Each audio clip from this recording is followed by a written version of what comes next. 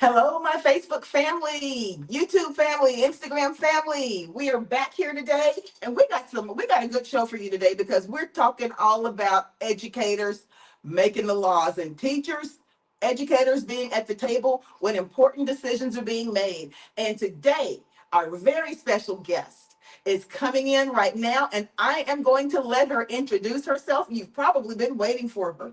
And there she is.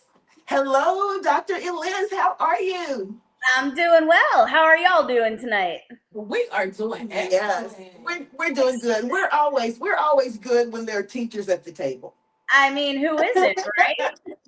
Yes. Well, listen, go ahead and introduce yourself to our audience and kind of give us a little bit of your backstory because it was when you told me it was very interesting. It's not just the run of the mill, you became a teacher and then a college professor. No, it has a whole backstory, which is great, which makes that story so much more appealing to people because your perspective is different from everybody else's. I hope so, right? Okay, so again, thank you so much for having me on the show. I really appreciate it. And again, it's great to be surrounded by educators, the best of the best, right? Of course we are.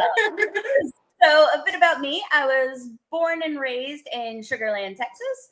And then when I was about 8.5, we moved to Holland for 2.5 years. And then we moved to Katy for about 11 months, then to England for about 5.5 years. And then I graduated. Wow. Right. It was a lot of back and forth. And then I graduated from Katy Taylor in 2002. Spent my last 2 years. Yeah, I graduated. That's awesome. See, we're so young, right? We all stop it. Well, no, we're looking at our 25-year reunion coming up and being like, oh, has it really been 25 years? 25 years. I can't believe it. Right? I know. Okay, so after me and Rebecca and I walked across the stage in 2002, of course, I went to Trinity University and got my undergrad in computer science and studio art. I was a double major, and then went and got my master's in management of technology at UTSA. And I was about to go to Tulane to get my PhD in healthcare management when my mother unfortunately passed away. And I'm an only child, and my dad was moving back to Katy, and I felt it was important for me to, parent the parents, right? Yes. Which is exhausting, right? And so I moved back to Katy, and I went and got my master's in healthcare informatics, and I was going to get my PhD in that and then go into healthcare informatics. But as I'm doing that degree, I'm looking at the quality of the professors that are teaching me in my program, and I'm thinking, well, no wonder we don't have a lot of graduates in these programs, wow. right? Yeah. Students are struggling. The quality of the education, in my opinion, of course, was really not that great. And there wasn't a lot of support for students, right?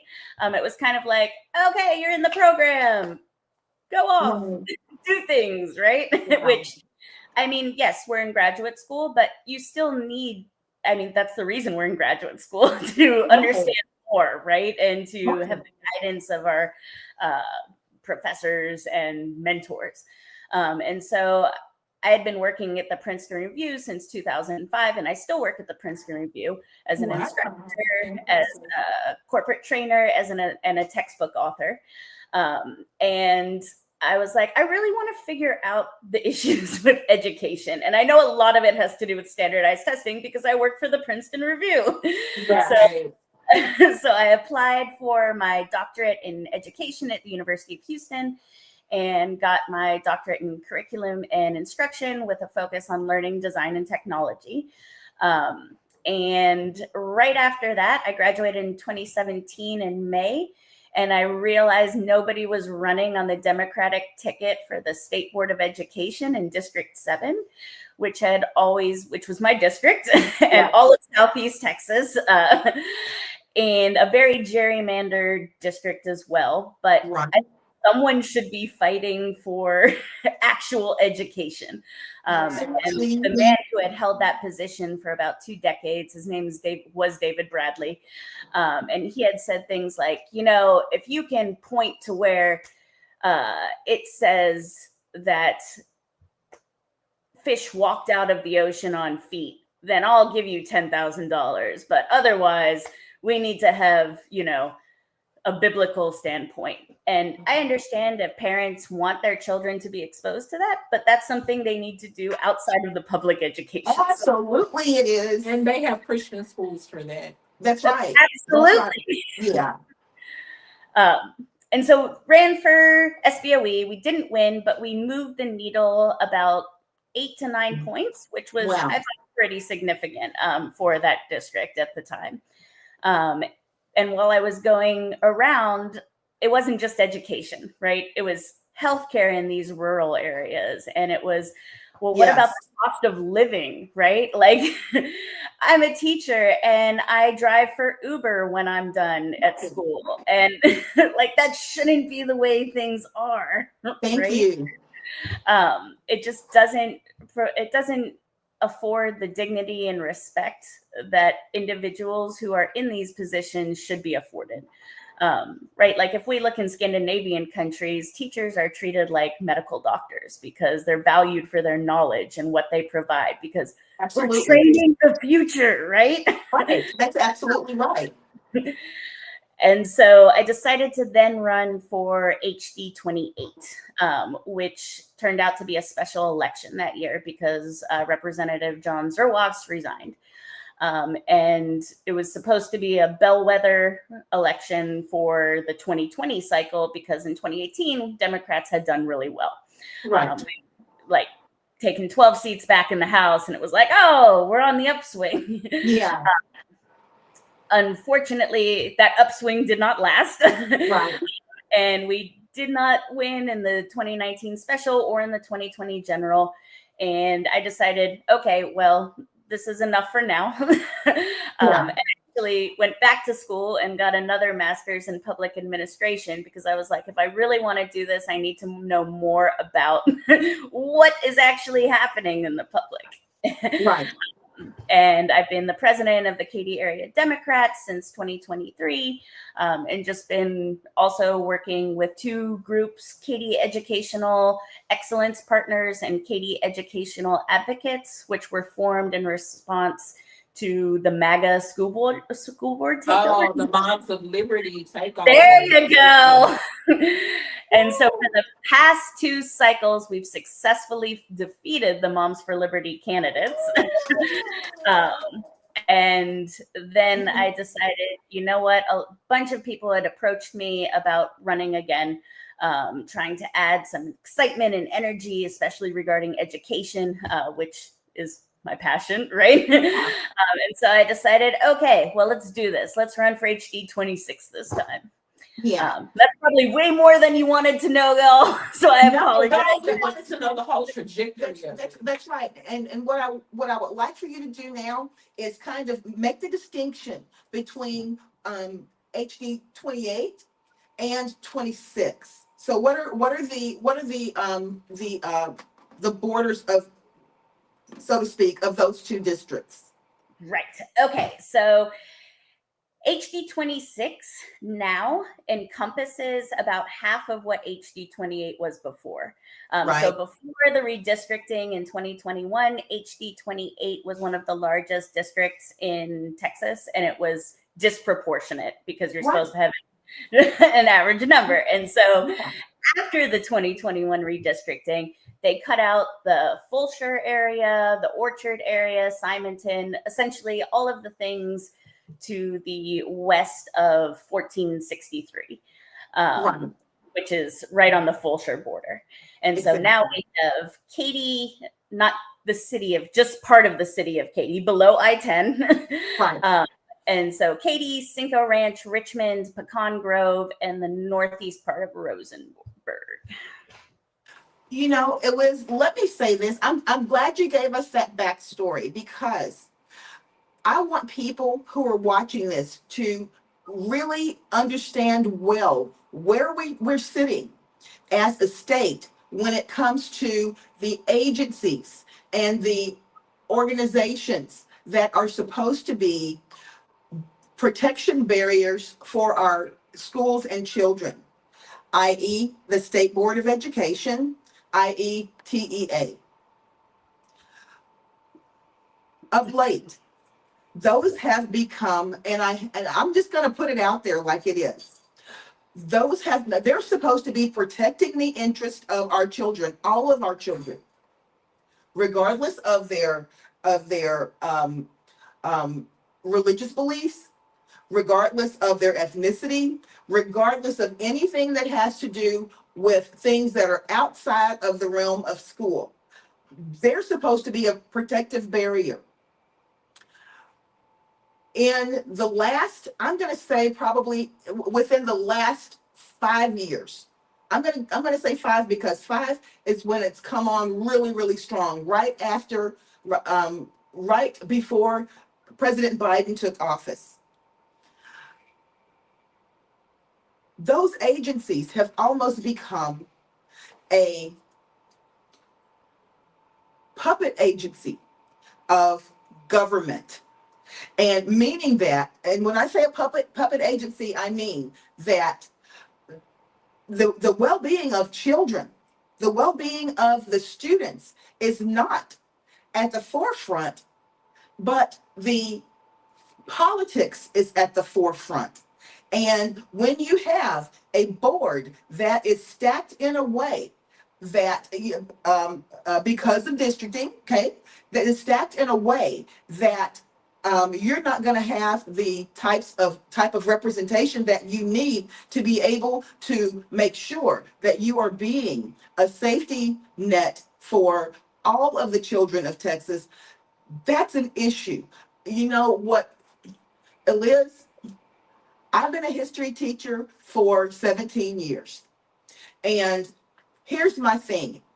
I have students who can tell me exactly what happened in a 15-minute period. They can tell me exactly what happened from colonization all the way through Reconstruction, because I teach from colonization to Reconstruction. I'm an 8th grade teacher. So they can tell me that in their own words, and they can express that very eloquently.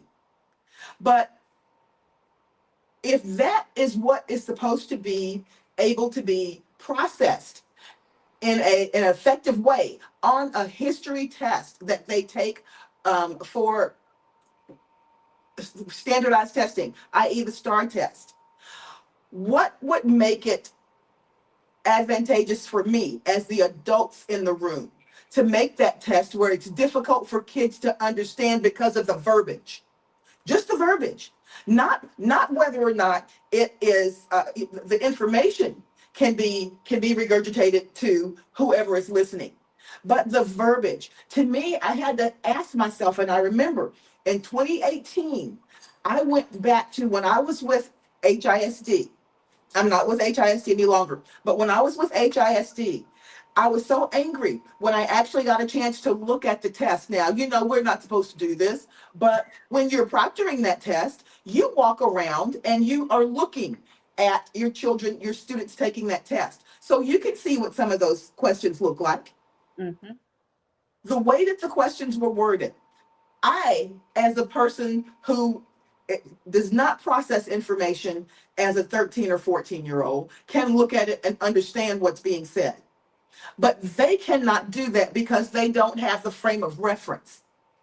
When you put that in front of them and you say, do this and do it correctly, is your goal to set them up for failure because you're changing the verbiage so it's difficult for them to understand it, to be able to give you a correct answer? Or should your goal have been to see whether or not the children know the information? I would argue that our goal should be based on what the educational outcomes are. I remember specifically from the time period you're talking, there was even that question on the language arts star that the Yes. author of the poem was like, there is no correct answer to this question. I know, I wrote the poem. Right, right. And it was kind of like, well, what are we doing here, guys? All we're doing Yes. is feeding millions and millions of dollars to the test writing company, which And makes you know what's so sense. crazy? I did a research for the Houston Federation of Teachers, one of the largest teachers unions in the state of Texas. And union strong, right? So I did a research article, and it was another young lady in my cohort who also did. We did a teacher leader program, and teacher leader 2.0. So this is like for teachers to really just be leaders over other teachers. And in her research, she found out, because her research was on money management of STAR and the millions of dollars. When she said that $44 million are designed or is set aside for, and all the people who profit from that $44 million, my jaw was on the floor. It makes so much more sense now, though, right? Like, Right. what And are it they had nothing. well, let's line our pockets. Right. Yes. It had nothing to do, and none of that 44 million touched school districts, teachers, students at all. Everybody was profiting off of STAR except the people that are affected by STAR. Well, and Liz, let me, you ran for the State Board of Education, and I'm not sure that the gentleman that you were talking about, who had that type of attitude that you kind of told us about. Here's the thing. I presented this. If we need to really ask ourselves, what is the goal of the test? What is the goal of testing? To me, the goal should be to know whether or not our students know what got our country from right here at this point. I mean, from when colonization occurred all the way to where we are now. That should be the goal. And however, if they can draw a picture and show me they know it, I'll take it. If they can write a rap and show me that they know it, I'll take it. If they can put that on a standardized test and show me they know it, I'll take it. What is our goal here? Now, I was so angry when I saw the question on that STAR test that was asking about why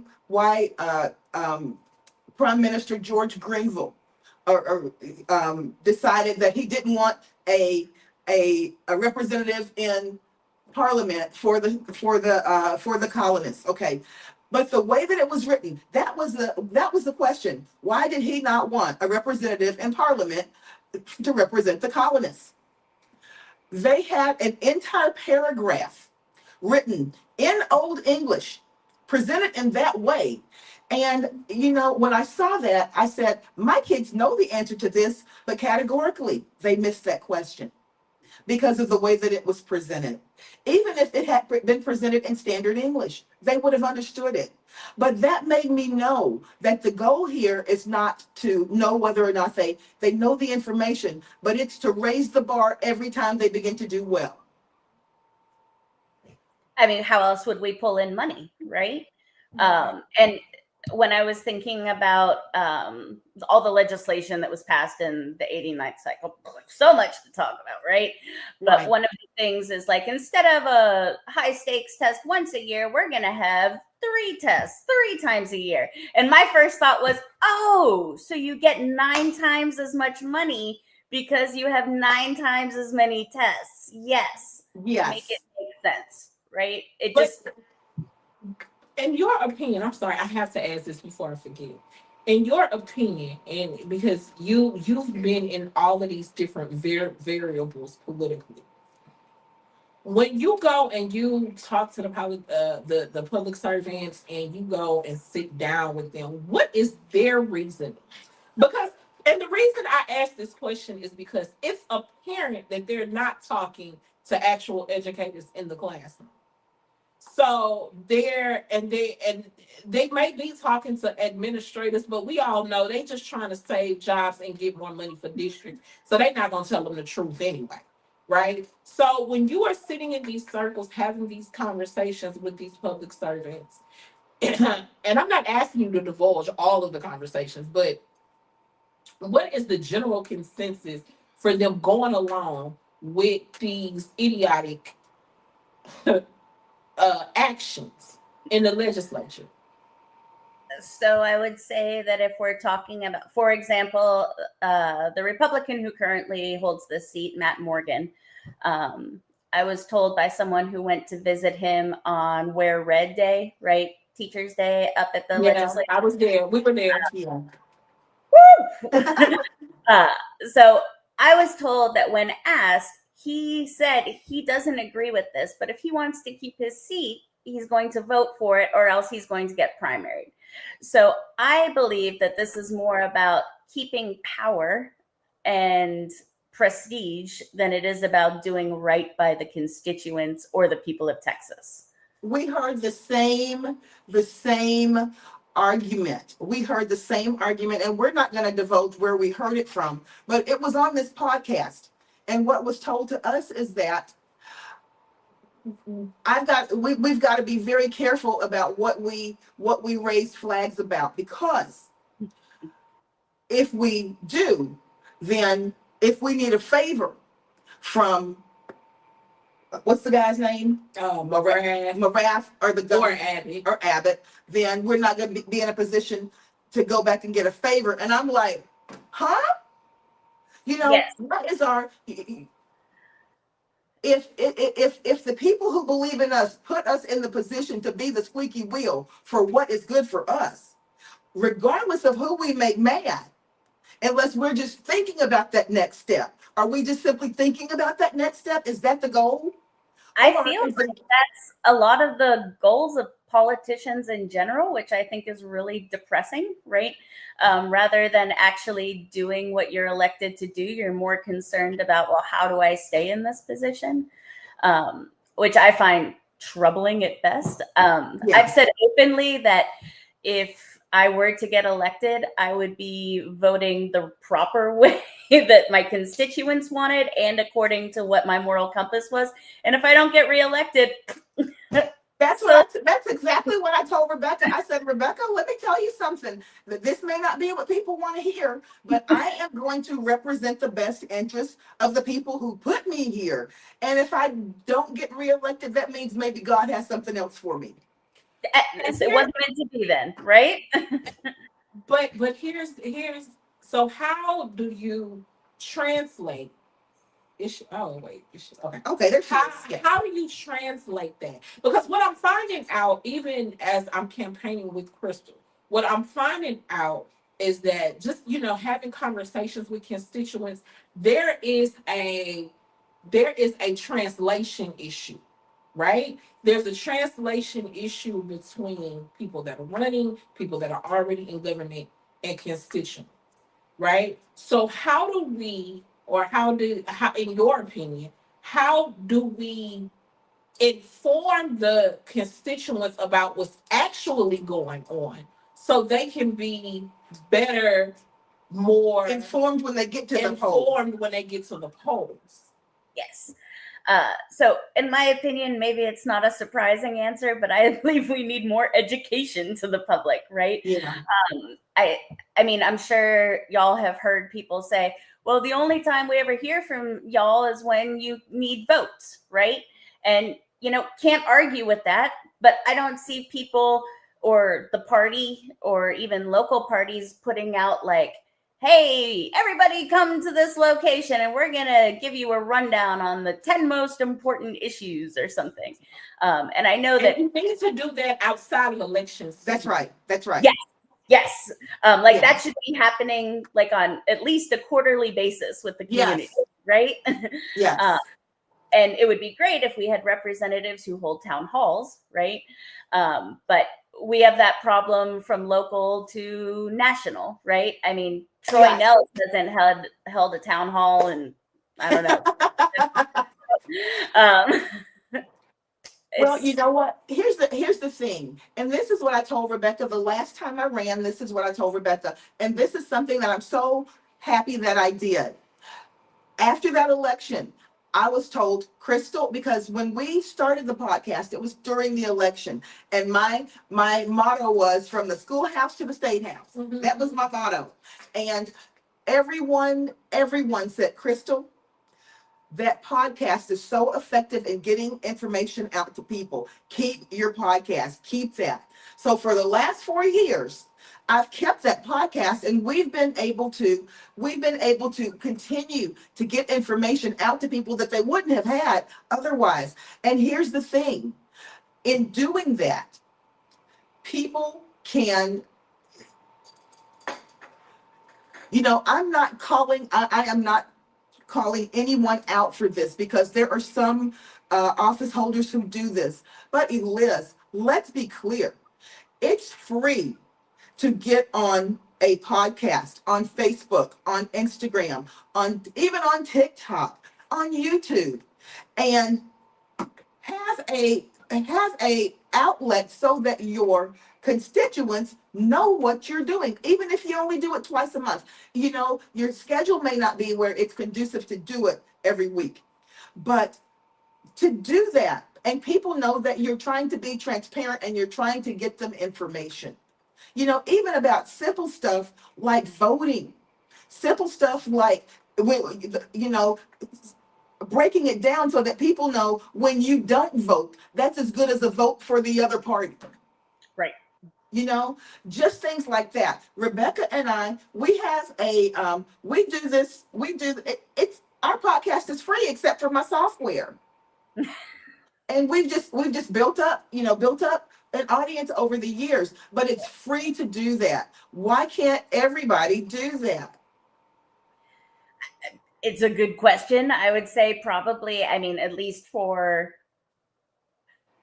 have a lot of the elders, That's true. Politicians in the Democratic Party, right?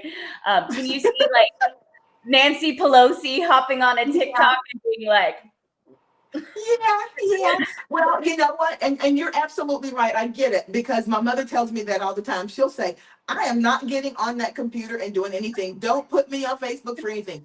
And I'm fine. But then again, my mother's not an office holder. But one of the best things, Eliz, that I did this go round was to get a strategist on board who is what is he called? Is he a millennial, Aaron? Yes. A millennial. No, he's Gen Z. I'm sorry, he's Gen Z. He's Gen Z, because I think he's only 24. Yeah, he's only 24. So he was able to help us with a lot of this. But every one of those people has got either a granddaughter or a grandson, or someone on their staff has got a granddaughter or a grandson. All they got to do is push play and let that person sit in front of that camera. true story. Let's be clear. Yeah. So real quick, how has redistricting, I'm going to just switch gears just a tiny bit. How has redistricting affected your campaign or your district, or has it at all? So are you talking about I need you to find 5 votes? Yeah. Yes. Okay. There's so much redistricting, right? So just wanted to clarify. Yes. That did not affect the House maps. So that Right. only affected the congressional map. So in a Yes. positive sense, didn't have to switch gears. I'm sure Crystal was happy as well, Yes. because we knew what our districts would be. Yes. However, Matt Morgan, again, the representative of this district, voted in favor of redistricting. So I think, of course he did. So I think it just goes to show that this is just, a partisan game. It's middle school, schoolyard bully, like, well, I'm going to push you down. Well, okay, well, I'm going to do this to you. And I think it's really pitiful that the public servants that are paid with taxpayer money are acting in such juvenile manners that are completely antithetical to the purposes of their place in office.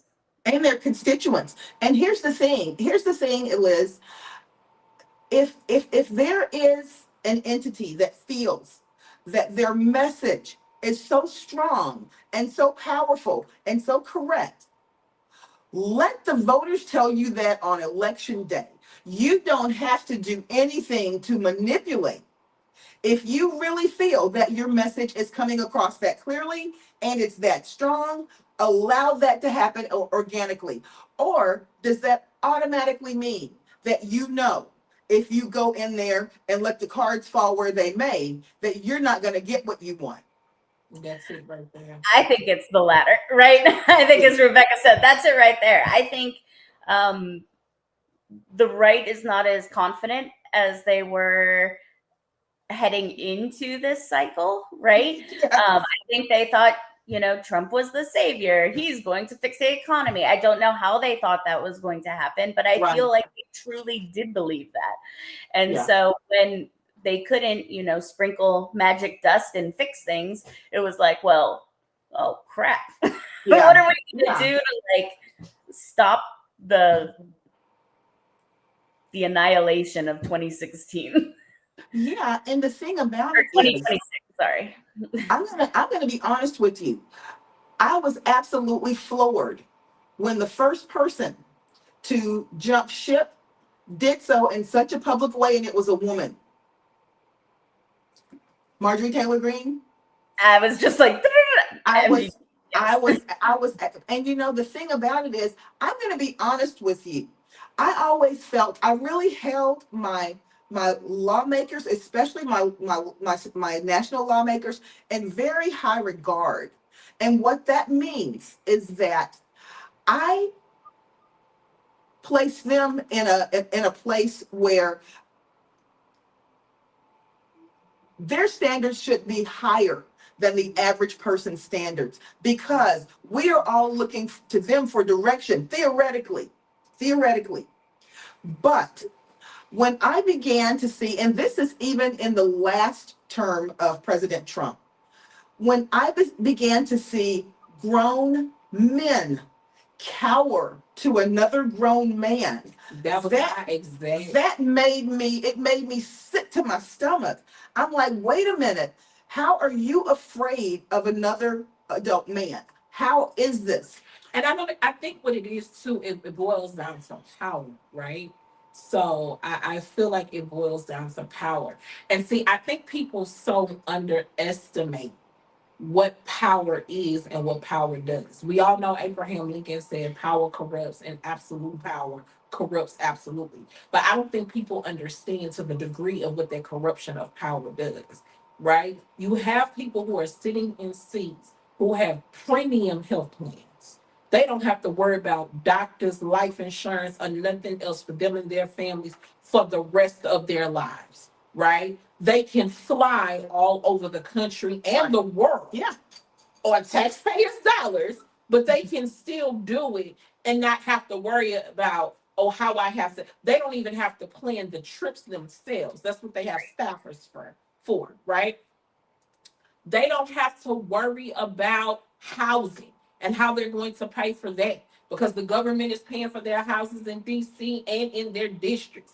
They don't have to worry about operation costs for their offices, because Congress is paying for that and paying in there. So that's what I'm saying. You have all of these benefits, and to somebody in the public eye, somebody who's not in that realm, you really don't understand what all of this, and that's just, and we're talking about just the benefits of being a public office holder. We're not even talking about the power that you have simply over your constituents, how your constituents treat you. These politicians went from being public servants to now many celebrities. But now, with that in mind, so who's giving that up? With that in mind, we've got a woman who was the first one to stand down against this, and who was absolutely shunned.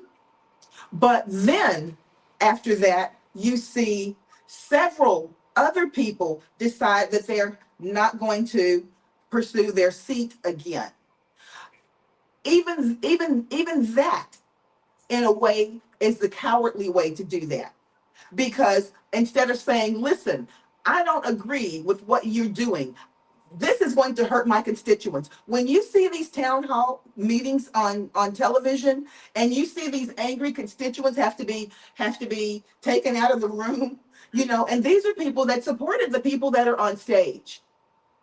And they won't even at that point say, listen, I didn't know it was going to be this way either, but I tell you what, I'm going to make sure that when I get in front of my room of colleagues, that I am going to fight for what is in your best interest. They still don't want to not kiss the boots. No, because they're auditioning for an audience of one. Right. So And yes, I mean, that's important to note though, right? Because is this just a temporary thing, or is this going to turn into JD Vance and we're kissing his boots too? Or we see people doing that. Well, we talked about that too, Eliz. And here's the thing, and this is what I honestly believe. You know, every century or so, you come across someone who has the type. First of all, it has to be everything falling into place at the same time. You come across someone who has, not that it's good, but has the kind of charisma that people are enthralled with. Yeah. And JD Vance doesn't have that. He's not the he's not yeah, he's not the charisma guy. He's not. But Right. just like Rebecca said last week, good or bad, this guy had the charisma that people wanted to follow. And it's led us to where we are right now. But the very thought, Eliz, when we're talking about things like affordable health care, when we're talking about things like the SNAP snafu, any person who is willing to say, and the handlers would not allow him to actually say, I am keeping food out of the mouths of the elderly, the disabled, and infants until I get my way. The handlers wouldn't allow that. But that was basically what was being said non-verbally. Right. And no president in history has ever turned on their own people like that in order to get their way. What does that mean to you?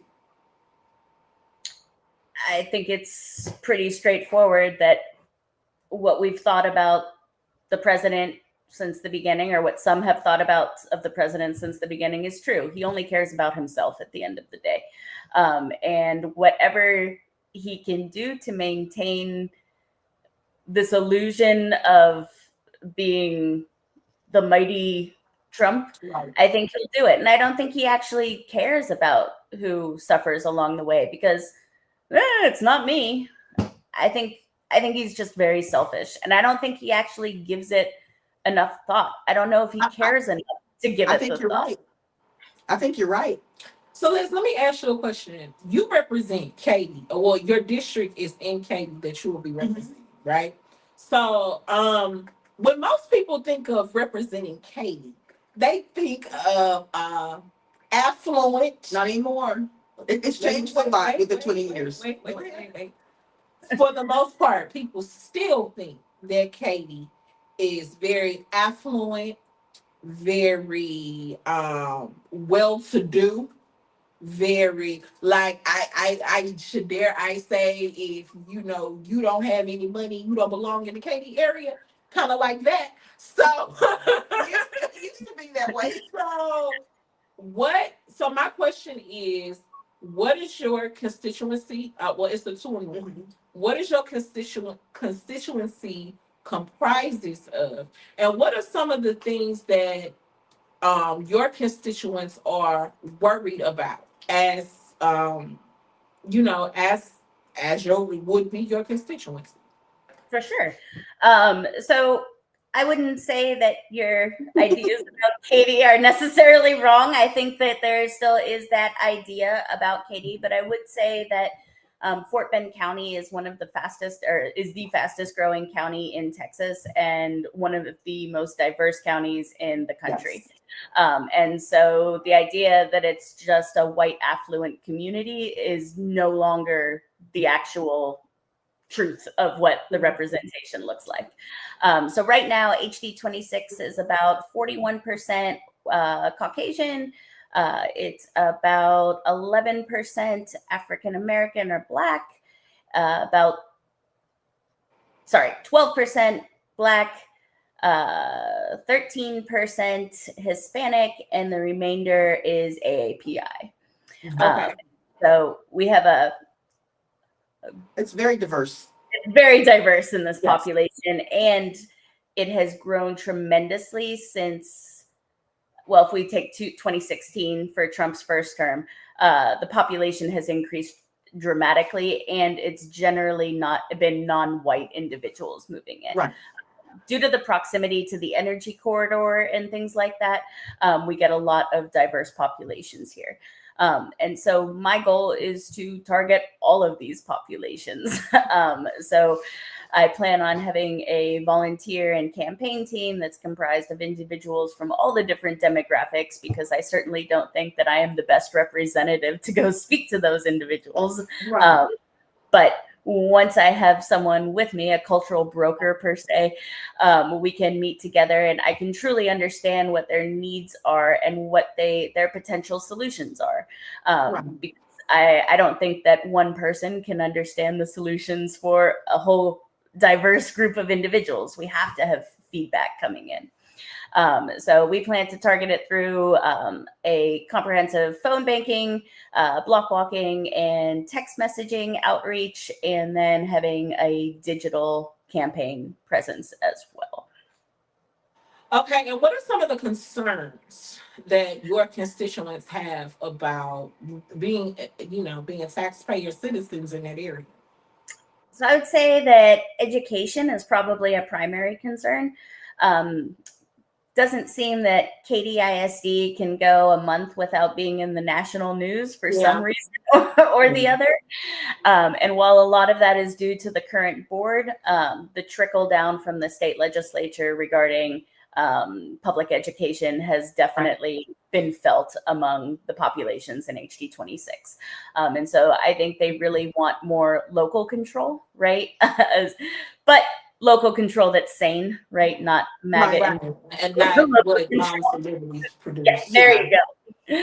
I would also say healthcare is a huge thing, especially with the current revocation of the subsidies. There's the doubling of healthcare premiums that we're seeing for people. And even if you're affluent, it's unaffordable, right? So it just shows that, okay, so not only are you helping not helping marginalized populations, but now you're taking down your supporters themselves. Right. And then I wanted to I didn't mean to cut you off. I'm sorry. No, you're totally good. I wanted you to address this too. Jasmine Crockett was on MSNBC a couple of nights ago, and one thing that stood out to me, she was on Lawrence O'Donnell's show, and I learned something from that particular show. I did not know that Texas is 50th in healthcare. Oh yeah. And we have about 4 million plus people Uninsured. That's right. that are uninsured or low insured. Underinsured. That's right. So, and the Texas legislature keeps rejecting the Medicaid expansion, which would cover an extra 1.2 million Texans. And that money, which is taxpayer money, is then diverted to states that do accept the Medicaid expansions. So we're essentially paying for individuals in Vermont or Virginia or California or Nebraska because our legislators think, well, we don't want to help these people out with the money they've already input to. It doesn't make any sense. And Eliz, here's the thing. I don't know if people are aware of this, but when we were looking at the situation that was going on with SNAP, automatically it kind of rolled over into the Affordable Health Care Act. We are not simply looking at people who are receiving government benefits that are enrolled in affordable health care. We're not simply looking at people who may be disabled that are enrolled. We're looking at many entrepreneurs, the small business owners who are the backbone of this country. The farmers, these people were enrolled in affordable health care because it enabled them to have the type of health care that they couldn't have before. And when you snatch the bottom from under that, you're affecting so many people that I don't think a lot of people, were thinking about affordable health care being almost like a welfare type situation, which was not the case. It was it has been allowing people who could not afford certain types of health care and people who are trying to maintain small businesses to be able to have health care and not depend on showing up in an emergency room. How is revoking that going to be something that is universally positive for our country? Probably Texas, our districts. the same way that getting rid of childhood vaccinations is going to be overwhelmingly positive for our country, right? Right. The stuff doesn't make sense, but I think if we're to look at the healthcare issue in particular and removing the subsidies, I think it comes back to the exact same issue that we talked about with making more standardized tests. It gives the opportunity for health insurance companies to make more money, Yes. and more money just pulling from the pockets of the people rather than anything else, which is not the way that things should be done. I'm gonna allow, because we're quickly running out of time. We've got about 10 minutes to wrap up. we got about 10 minutes because we started a little bit late. But I'm gonna let Rebecca take this last question, and Eliz, with your permission, if we need to, we may have to have a part 2 of this. Oh, let's do it, y'all. Because in theory, think about it. We don't know what they're gonna do tomorrow. So we may need to have a part 2 of this because people need to know this stuff. But Rebecca. Okay, so now that you have explained that, Liz, and I want to say you explained it eloquently, yes, and where people can understand it. So what is that going to look like for you as state representative? Because we're claiming your victory now. That's right. What is that going to look like for you as a state representative? And what can you do about, or what vote can you maneuver or debate about? Because you do have degrees in healthcare, so this is your je ne sais quoi.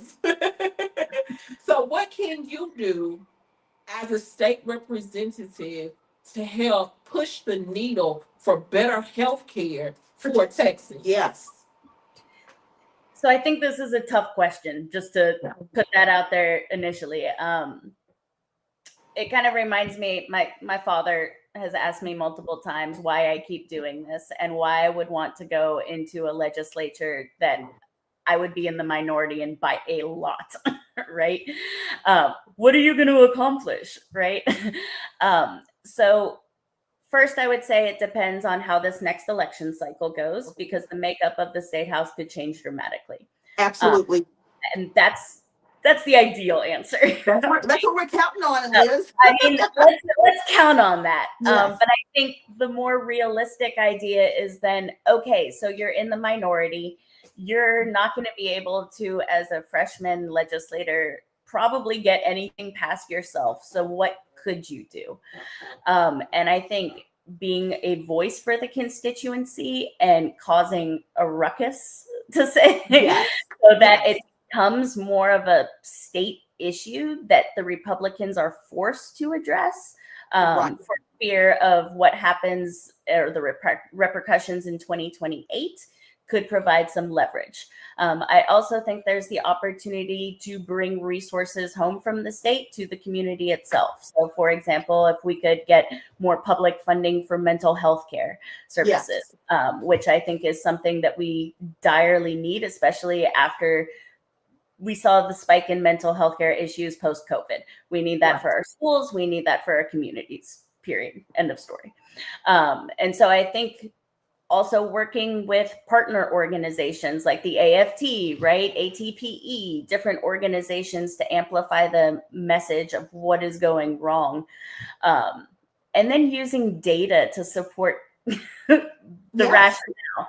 I feel like so much of all the time as teachers. Yeah. You gotta use data to fix the problem. I mean, I know it feels like a bad 4-letter word these days. When it's just like, oh, well, I prefer to go on my feelings, right? Or what my Truth Social says or whatever. But I really think that data and empirical evidence is the proper way to make decisions. Right. So hopefully we get to a point in the legislature where people are willing to look at data again, and there's the opportunity to come up with bipartisan legislation that actually improves society so that people in HD 26 and all of Texas can actually be productive members of society without worrying about where their next meal is coming from. Yes, you're absolutely right about that. And here's the thing: you made a point about something, and I'm just gonna make it really clear for people who may not have understood what she was saying. Sometimes your job, and to your dad too. I'm gonna say this to your dad. Sometimes your place at a certain point in time is to be the squeaky wheel. And if you can get 4 or 5 or 6 other squeaky wheels, they may be the freshmen in, but if you can get those squeaky wheels, then the media starts to listen. And when the media starts to listen, everyone else starts to listen. And you have a situation whereby you've made something audible that people are listening to now that they may not have been before. But you can't be just one squeaky wheel, because something else will drown that out. But if you've got squeaky wheels stacked on top of each other, that's a siren. And if you're not doing it for anything other than the people, right? If you're willing to just be like, hey, if I'm a one-term person, but I'm going to make this a known issue, cool, right? As long as you bring attention and you can eventually affect positive change, I would say, hey, you've been productive. Wait a minute, something just dawned on me, and I have to ask this. It just hit me. My teacher brain is still on. Okay. But did you just say that Texas is paying premiums? The money is diverted for premiums to other states while we're a very delayed reaction, Rebecca. But yes, back to Medicaid expansion. You gotta think about it for a minute. So when we don't use our Medicaid expansion funds, we're essentially sending that to states for them to use on their Medicaid. You mean to tell me, very delayed, I know. So you're paying for someone in California, Rebecca. People need to hear that. Same thing. You look like you're about to punch me in the face. We're 50 in healthcare, and we're paying premiums for people in other states. True and story. with that in mind, we gotta have a cliffhanger here, because we gotta bring Eliz back. Yes, we gotta have a cliffhanger here. It was very delayed, I know, but it's totally cool. Yeah, but people need to know and understand that we're getting ready to go to the polls in less than 90 days. People need to know that. What you just said, people need to know and understand that. And that's why we got to share this kind of podcast, because people have got to know that. Nobody knew that. I can almost tell you a lot of people don't know that. But you know what? That's the kind of thing that would, if it were me being affected like that, that would make me change my vote when I go in March. If I'm someone who had voted, you put your money into that program, right? That's right. Yeah. And that's the part that I had to just process for like 6 seconds, because we're paying into that. And the very service that we're paying into, Texas can't get, and you're paying it for people in New York, in Florida, and California. That's wild, right?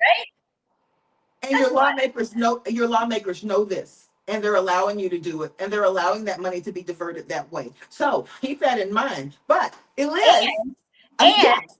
just for the cliffhanger, we can also talk about how that's happening with our charter schools next time. Hold that thought. We're going to get you back here, Liz, as soon as you can. As soon as you can come. Hold that thought, because I'm holding. We didn't even jump on school vouchers, charter school. We didn't even jump into that. But we got to do it. We got to do it, Rebecca. But with that in mind, I just want to apologize to Rebecca because she looks so mad right now. I feel like I just totally ruined her boxing day. Or maybe she's now ready to box. Who knows?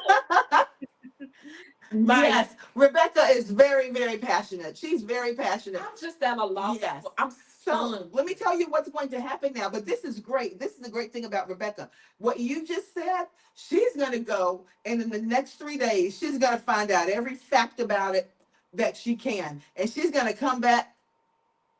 Oh, she's going to come back, and she's going to be ready to lay it on thick. But Eliz, before we let you go, can you please tell our viewers, and we'll make sure that we put this in the comments. Can you tell our viewers if they'd like to support your campaign, if they would like to come out and block walk, to be part of your phone bank, to be part of you becoming the next representative for House District 26, how can they reach out to you? Thank you so much for allowing me to talk about that. And for letting me come on, period. So I would love it if you guys would want to send all your $10,000 checks to the Eliz campaign. So you can go to www.eliz4tx.com. And that's where our website is. And we have our Act Blue set up on there. And you can also sign up to be part of the campaign, which will include the block walking and the phone banking. Or if you just want to reach out to me directly, you can just email me at eliz@eliz4tx.com. Awesome.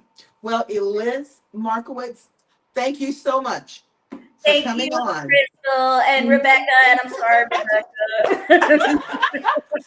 She still got that look on her face. I know, right? Hey, you're the one who has to hang out with her after this, right? I know. I'm afraid. But well, thank you so much. I really appreciate the opportunity to chat with you. This was a blast. I know it was. It was. And before I let everybody go, I got to get in my plug. If you would like to support my campaign, you simply got to go to crystaldillardfortexas.com. You've probably been seeing my stuff all over Facebook today, but I finally had some time and a chance to post some stuff. I haven't done that in a little while, but please reach out. You'll be seeing more information about joining us in our block walks and in our phone banks. But please reach out. Donations. My donations are through Act Blue. You can you'll find that on my website, crystaldillardfortexas.com, and you can also go to my GoFundMe page. It's set up especially for campaigns. Some people, Eliz, let me tell you what I found. There are some people that don't necessarily like to donate at some of the designated donation sites because they feel like they'll be bombarded with a whole lot of stuff after. And it's kind of true. So we went ahead and set up that GoFundMe for people who want to do it that way. But my Crystal Loves Texas viewers, we feel obligated to bring to you some perspectives that we know are true and correct perspectives for us at this place where we are in time, because no one is coming to save us. We've got to save ourselves. And I hope that you enjoyed Dr. Eliz for Texas House District 26. You know now how to get a hold of her. We're going to put all of her information in the comments, and we're going to have her back just as quick as she can, because we've got to talk about vouchers. We've got to talk about a little bit more about testing, and we've got to talk about charter schools. Yeah. So I'll try to think of some more hidden truth bombs, Rebecca. Oh gosh! Drop on you next time. I don't think nothing can top that one. There you go, right?